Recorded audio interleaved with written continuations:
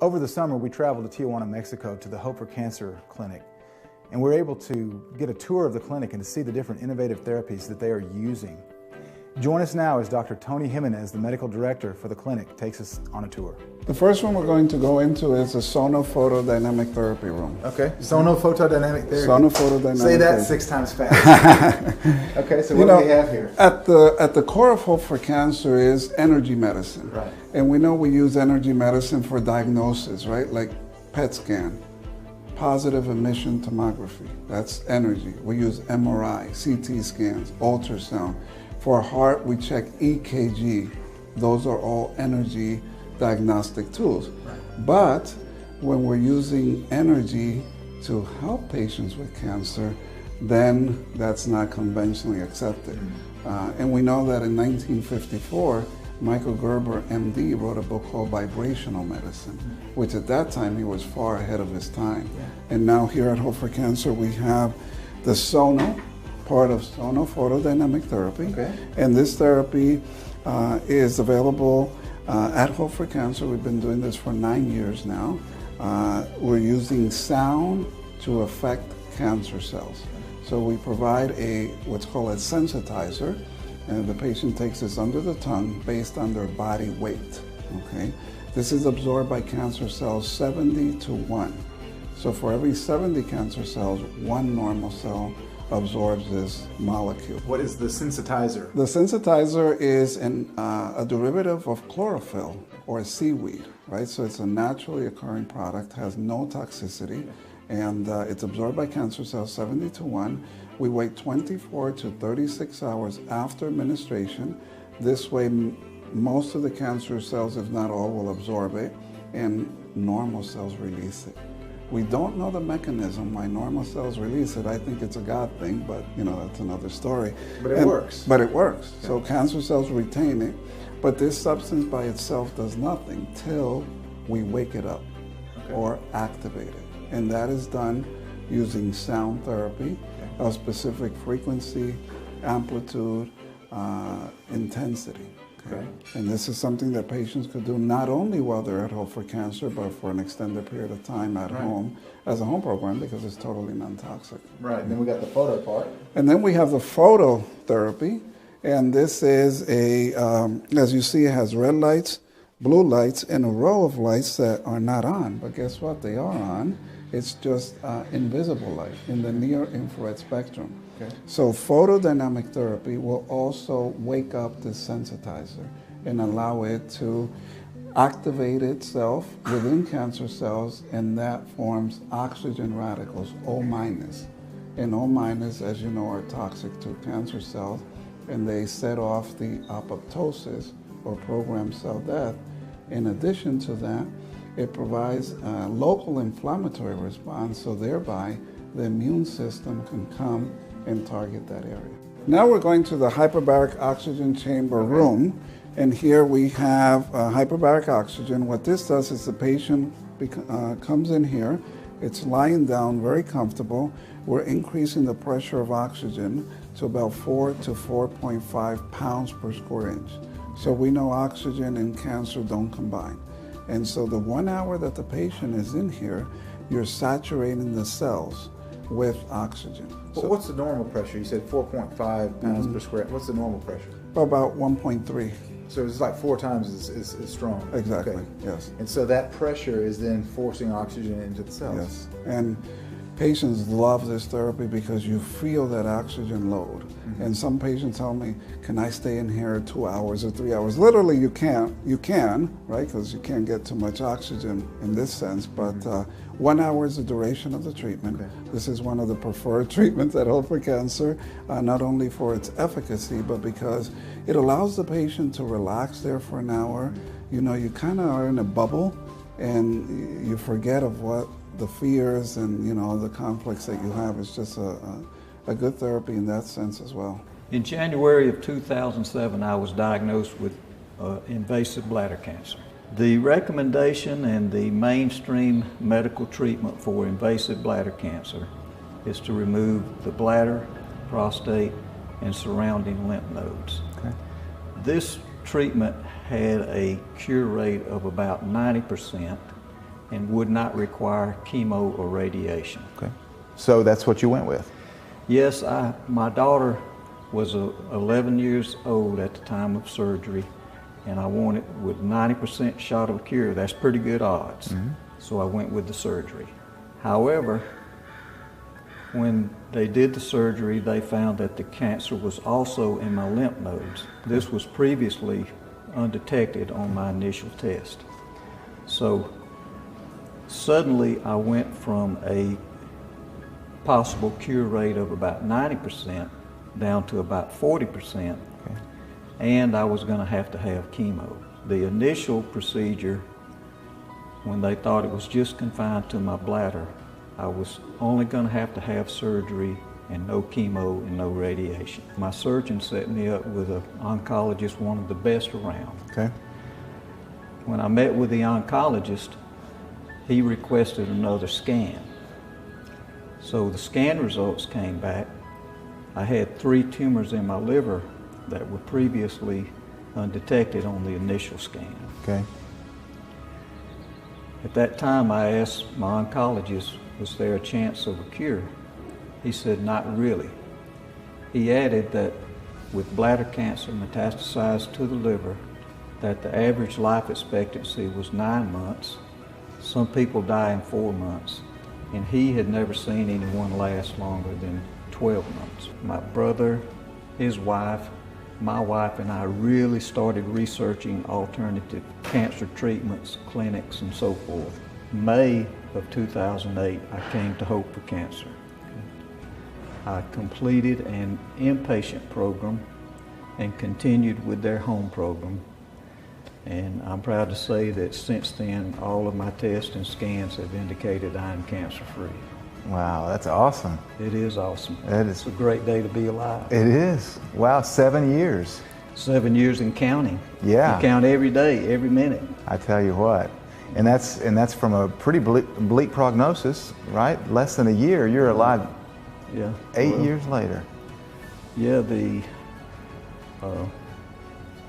my urologist who did the initial surgery says that I'm a miracle. My oncologist says that he's never seen anyone with bladder cancer metastasized to the liver live this long. I'm glad you're the first. Hey, it's good to be in that group of one. It is, isn't it? This one. And now your 11-year-old girl is 19?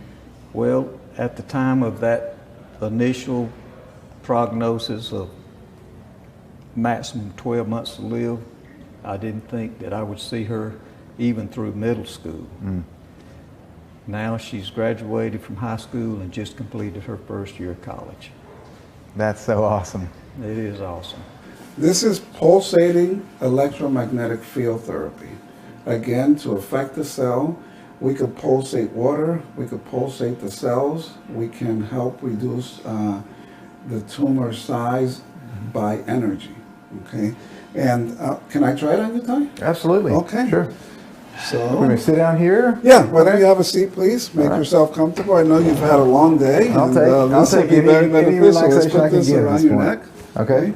And You're not tying this to a truck or anything, are you? no. So we'll start with a 3-minute session. I'm going to increase the intensity. You're going to feel maybe your muscles jumping a little bit. And here we're affecting. You're beginning to feel that? Yeah, feel the twitching. Yeah, feel the twitching. So now we're sending electromagnetic fields. This goes back to the papimi in Greece when this was developed. Back many years ago, it was like a washer machine. Now technology has consolidated it, and we have it Wow, this is really interesting. Yeah, it's very good for pain. Okay. Very good for inflammation. I've been having pain in the back of my neck. Should this help? That should help. We're waiting for the 3-minute cycle to finish. I like this though. Yeah. It actually feels good. Yeah, it does. Yeah, after the very first. The first it was kind of odd, but now it feels good. So, Ty, is it done? Yeah. You want to see what we just, what kind of energy we gave you? Yeah. All right. Can you stand up for a second, Sure. please? And hold this like this. Yeah. Okay. This is a chain, as you see. Wow. So I take it, it closes the loop. Some serious energy. Serious energy. If I crank it up more, maybe we could take it this way Okay. so they can see it. Hold the bottom. Okay.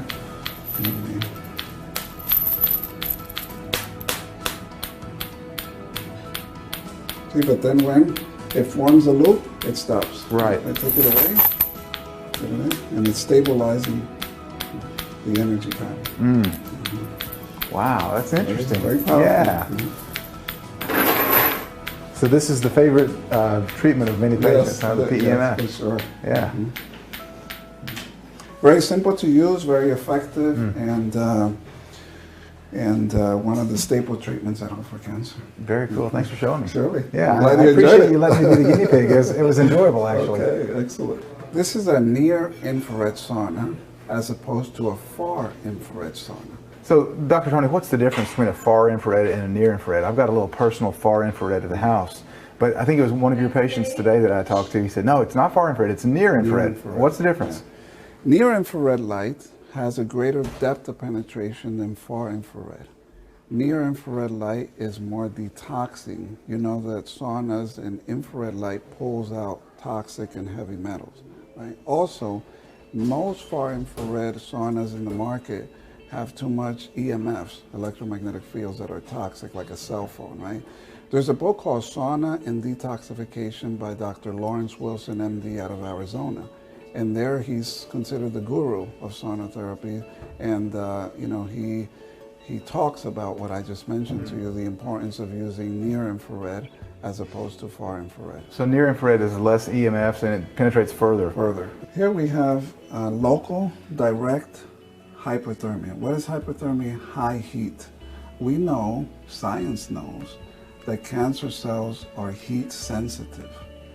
Normal human cells are heat resistant. That's why when we have a flu, a virus, an infection, we get a fever to kill the bugs, but it doesn't kill our healthy cells, right?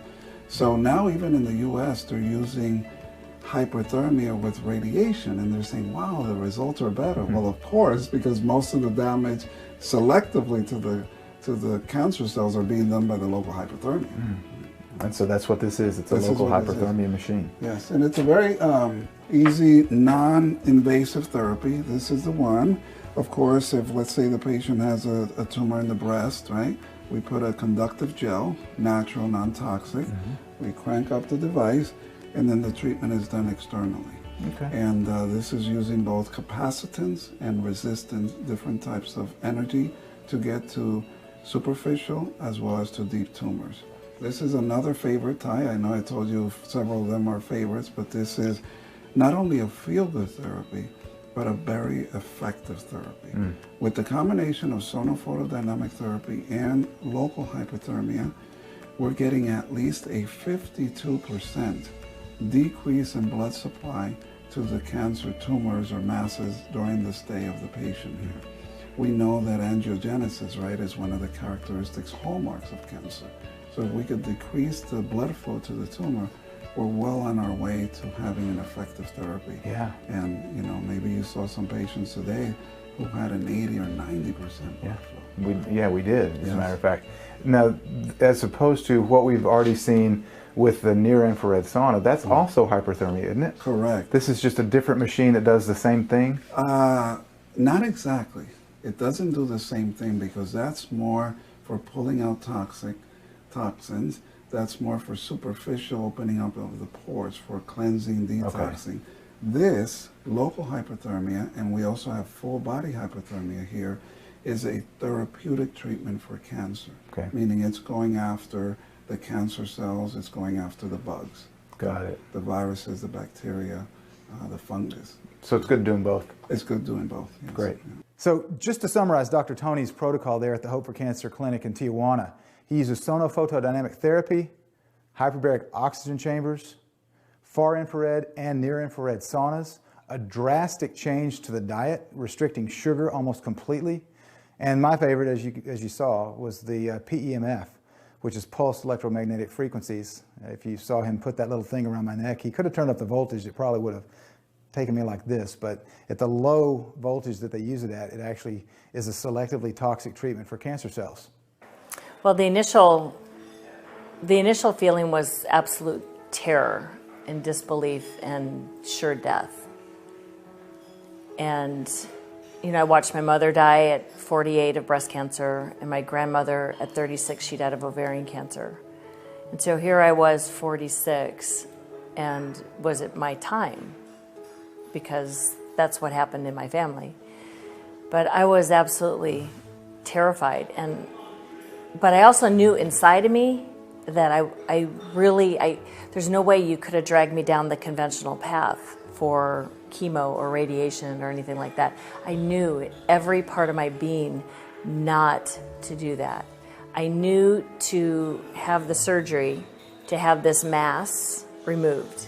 I knew that, but there was no way I was going to do chemo.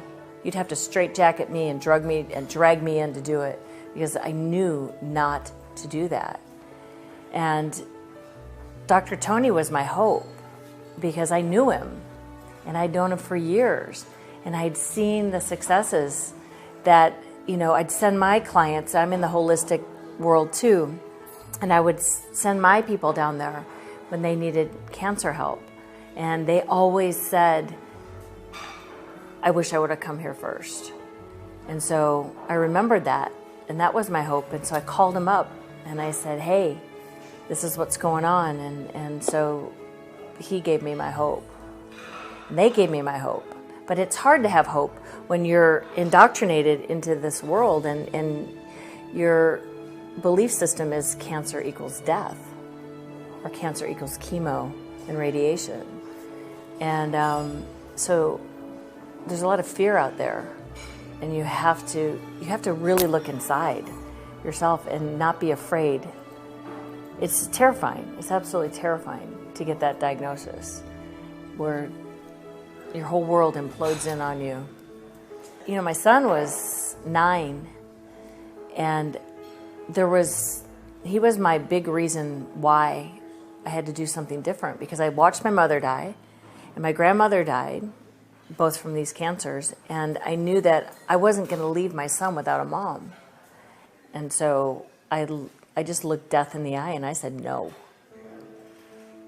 My will was so strong, because I was not leaving him without a mother. You see, there's another piece of the story, in that 5 years before, I didn't have a diagnosis, but I became really ill, and it turned out I had Lyme disease in my brain. And that kind of set me up for cancer down the road, this weak immune system. And, back then when you have a little guy running around, you have to do whatever it takes to get well to be there. And so I had to do that twice, and he was my saving grace twice. So I had to figure out the Lyme when the doctor said, there's nothing wrong with you, it's all in your head. Well, it really was. It was actually in my brain. And so I had to heal myself, and I did, and he was my motivation. So for anybody out there that, is faced with these kinds of things, it's like, you look to your why. Why do I need to get well? Is it my kids? Is it my grandkids? Is it my husband or my wife? What is it? Why do you need to get well? And you focus on that, because that's what's going to get you through it. And it has to be a really strong reason, while you'll do whatever it takes to get well. And, and I did whatever it takes, and that's why I'm here. I still to this day have not looked at the statistics for ovarian cancer, but according to other people, I shouldn't be here.